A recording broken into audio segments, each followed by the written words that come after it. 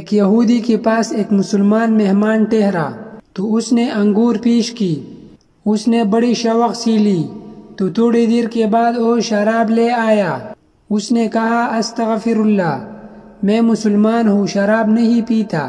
تو اس نے ہنس کے کہا یہ جو انگور آپ نے کھائی ہے شراب اسی سے کشید ہوئی ہے۔ تو اس مسلمان نے کہا کہ آپ کی اہلیہ کدھر ہے؟ اس نے اپنے اہلیہ کو بلایا اور کہا کہ آپ کی کوئی اولاد بھی ہے؟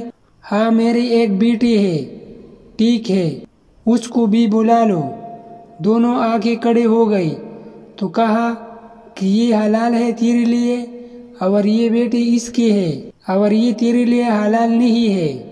تو جب یہودی نے یہ بات سنی تو کلمہ پڑھا۔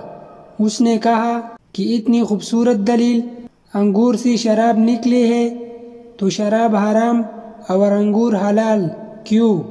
مسلمان نے کہا کہ مجھے یہ بات بتاؤ کہ تمہاری بیوی تم پر حلال اور بیٹی حرام کیوں ہے؟